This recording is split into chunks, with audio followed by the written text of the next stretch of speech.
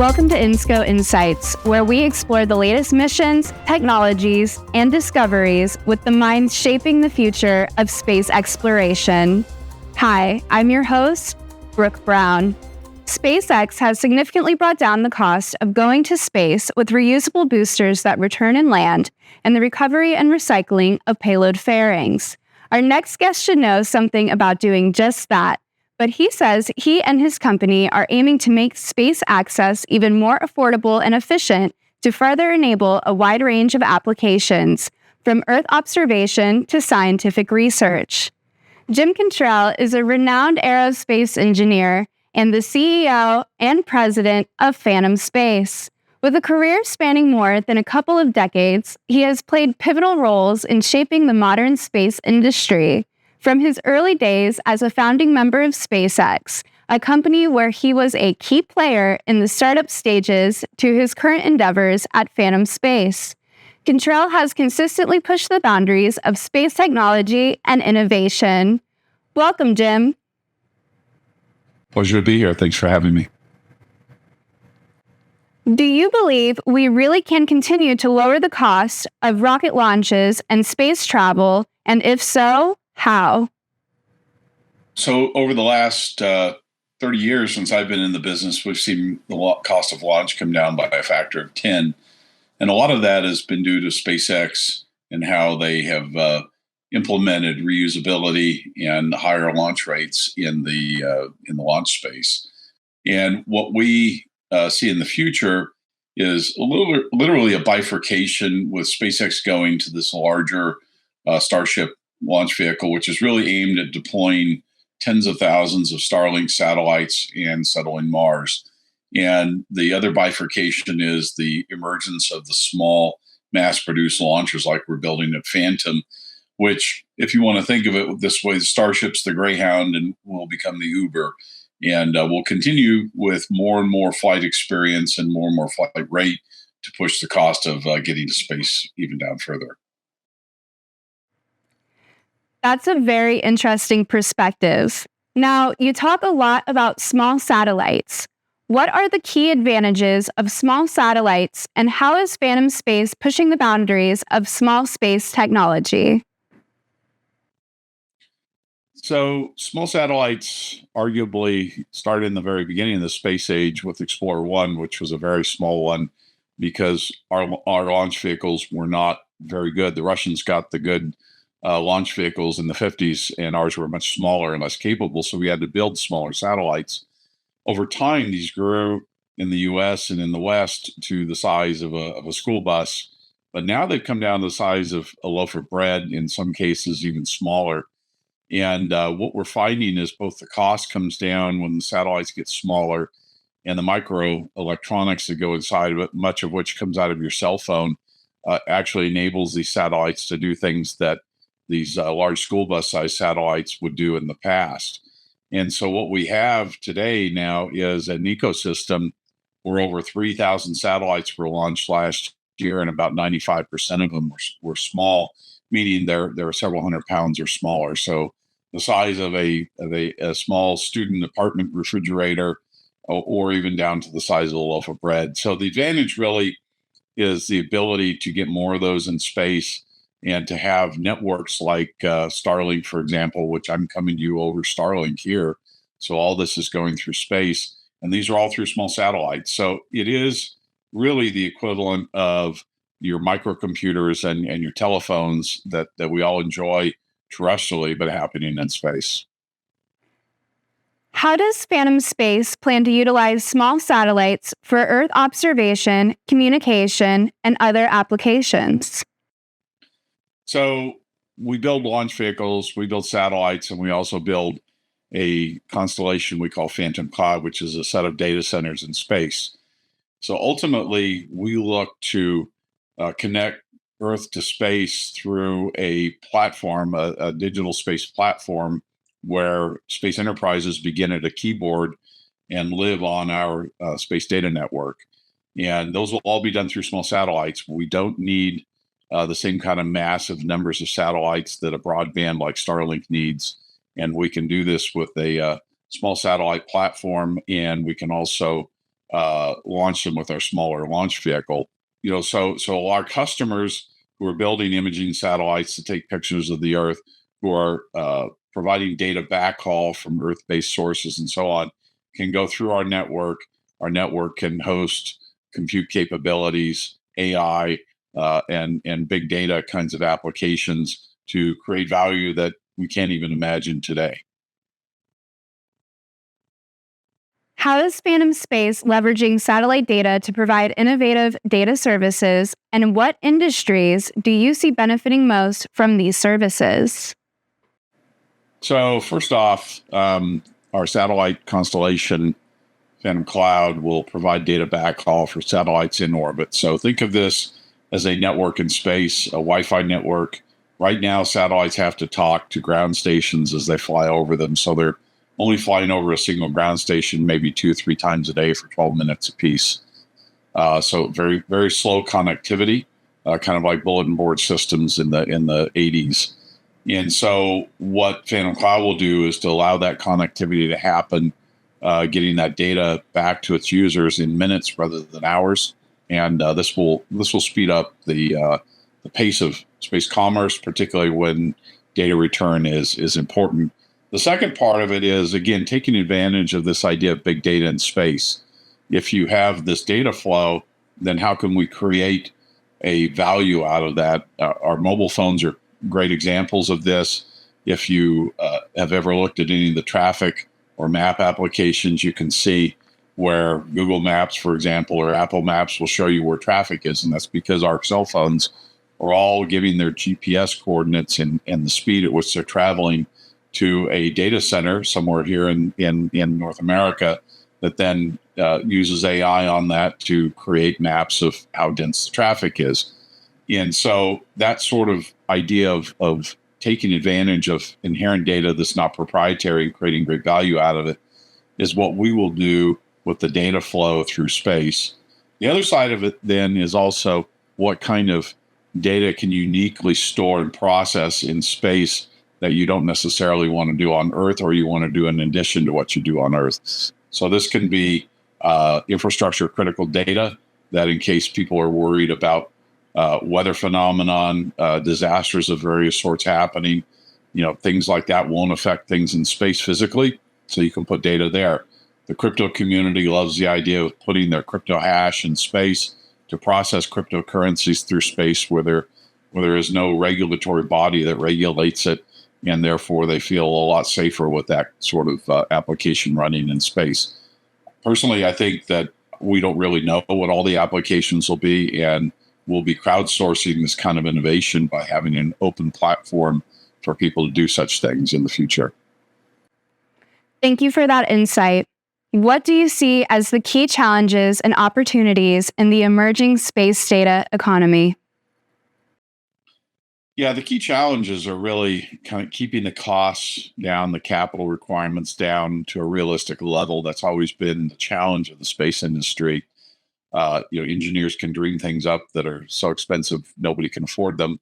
But in recent years, we've seen that gap between affordability and capital available close, and so that's the main challenge I worry about, and that comes down to architecture and how we create this ecosystem in space. And that's where we believe Phantom Cloud actually is one of probably many future platforms where you take space out of this capex heavy, hardware centric, long timeline kind of situation, and you put it more into what's been a very rapid technology evolution in software. So it becomes data centric, software centric.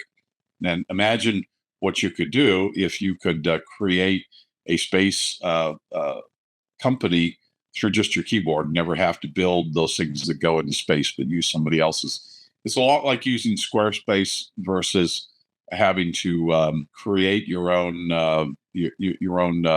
website off of Java and HTML, which I did 20 years ago. So that's literally the kind of revolution we're talking about coming. I call this Space 3.0.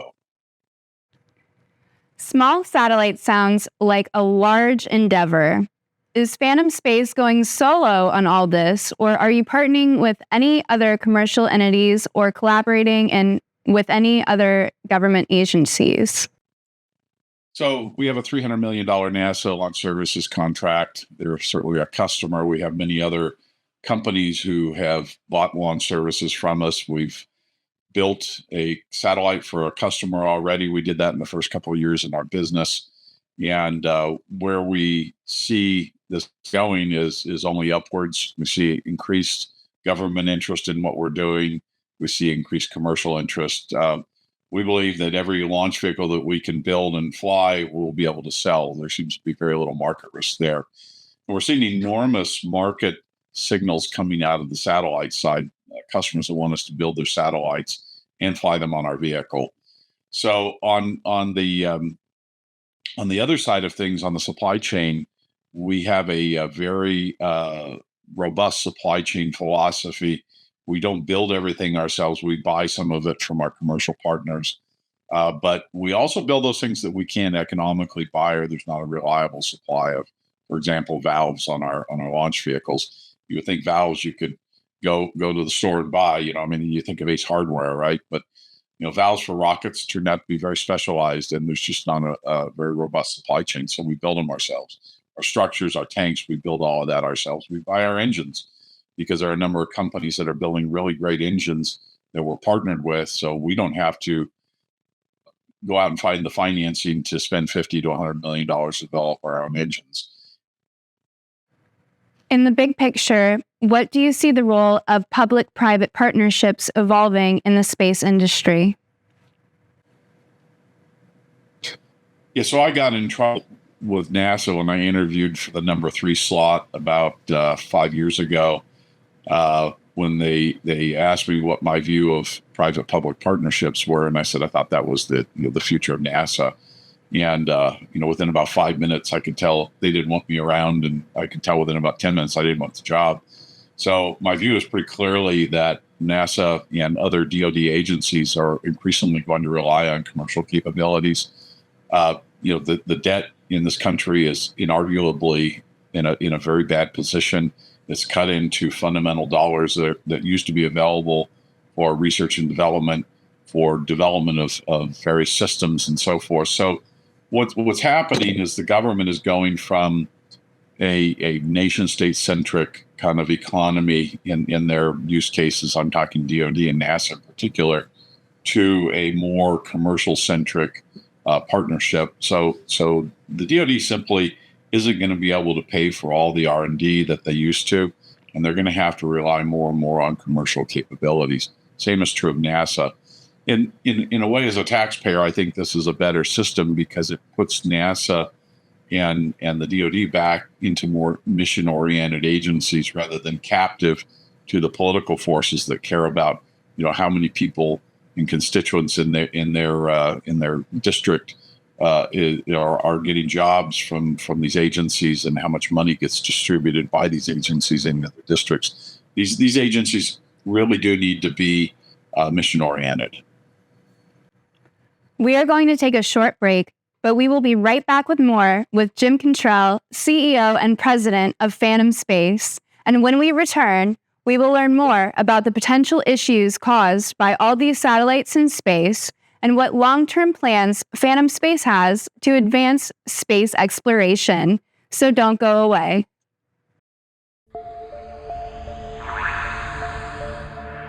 Long before liftoff and beyond, one team has set our trajectory for assured access to space.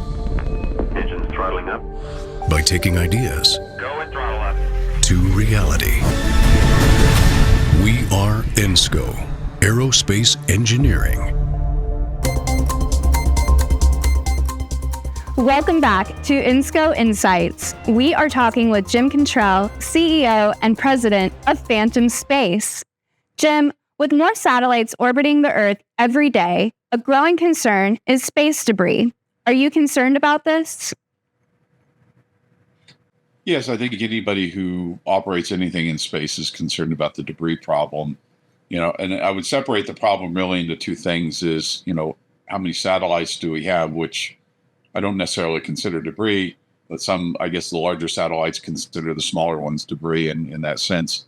And then if they do collide, then we do create debris that is inert, doesn't do any function. So what we really have to do is to be very careful about how we traffic manage satellites in space, and to essentially put them in places where they're not likely to collide, because if they do, then we have a very large debris problem.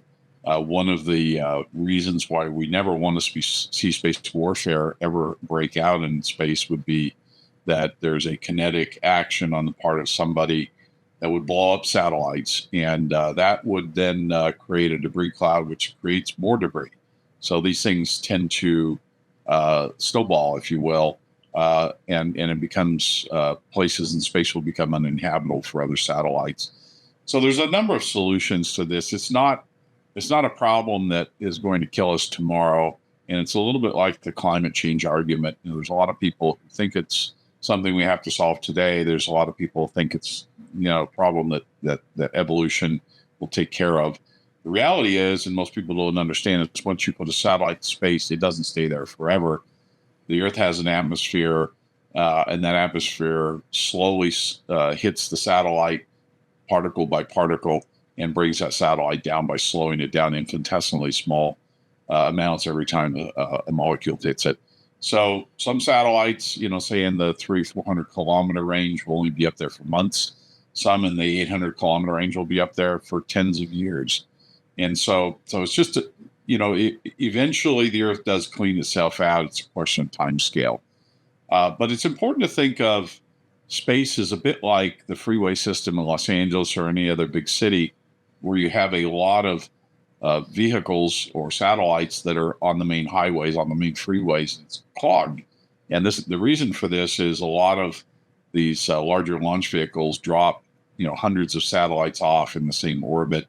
So it's kind of like dropping everybody off on the 405 freeway in Los Angeles, yet the surface streets remain relatively uncrowded. And so what you want to do is to put a lot of those satellites into those uncrowded streets to distribute that traffic out of these high traffic area orbits. And so I think eventually there's, probably a solution that's regulatory in nature. When Wilbur Ross was Commerce Secretary, I was on a working group with him where we came up with the idea of using third-party liability insurance for collision in space as a requirement on all U.S. satellite operators. So they would then be required to seek that insurance, and the insurance adjusters and the actuaries would calculate which orbits were more expensive from a risk point of view, and that would drive people out of these high-risk orbits. So I think there's a combination of regulatory, which I'm not a big fan of necessarily, and smaller launch vehicles like we're doing a Phantom that can put these satellites in these different orbits where we're not really constrained to drop everybody off at the same place. Now, the debris problem, not to make a bad pun, is a global one.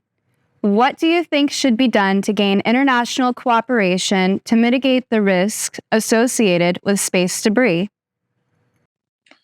Yeah, I think it's really this regulatory answer that I gave earlier, which is, asking for third-party liability insurance. If you look at the open waters, the so-called international waters, there is a third-party liability insurance requirement for most shipping companies that are flagged in most countries to do that. And a lot of satellite companies do use the same sort of flag of convenience maybe they're built in the United States, but they're flown with the flag of convenience of that gives them spectrum rights or other things like that.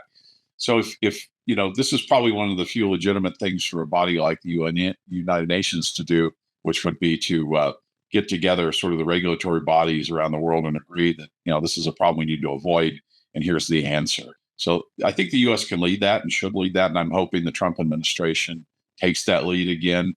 That whole discussion died off over the last 4 years, so I'd like to see it come back.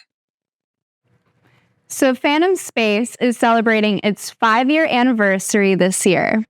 What do you see as the 2 or 3 big accomplishments of the first 5 years?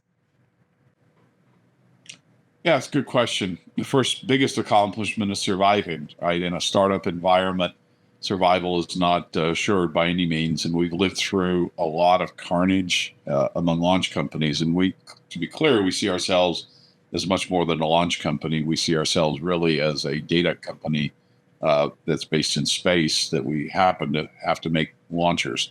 So surviving that and surviving the very difficult capital markets of the last 2 years has been a great accomplishment that we're very proud of. We've also made great technical accomplishments. Our Daytona launch vehicle is about 2/3 completed, and we're making great strides to getting that done. We've also very quietly gathered up what we consider the most scarce real estate in the world, which is launch pads on existing launch sites. And so we've done that at Vandenberg, we've done that at Cape Canaveral, and we've got deals going with a number of other launch sites. So right now we have the capacity to launch up to 100 a year. And then lastly, I would say we've really grown the satellite business. We started out with a bit of a surprise contract to build a satellite for a customer, and that business has grown. So we've really managed to make a lot of huge technical milestones in the satellite business, along with a lot of customers in both launch and satellite. Could I ask you why it's called Daytona? Yeah, there's a racetrack in Florida named Daytona, and that's the first place I drove on a closed circuit over 200 miles an hour. So my co-founders humored me and allowed me to name it after my favorite racetrack. And looking forward now, what will Phantom Space accomplish in the next 5 years? And what are the major company plans to contribute to space exploration and commercialization? So our biggest goal over the next 2 years is to get our Daytona launch vehicle successfully into space. That creates a very high valuation on the company, which means we can raise capital at a relative low cost and with relative ease. It'll make us operational, and we want to get to cash flow positive very quickly thereafter. So our goal is to get cash flow positive on about 5 launches a year, which we believe we can based on what we know today. The second would be to start deploying our Phantom Cloud constellation, which we may do even faster than this.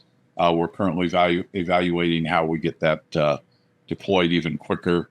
We think that is a constellation whose time has come, and we want to get going on that as soon as we can. We are out of time, but I want to thank you for your time today and giving us some insights in Phantom Space. We wish you continued success, and thank you so much for joining us. Thanks for having me.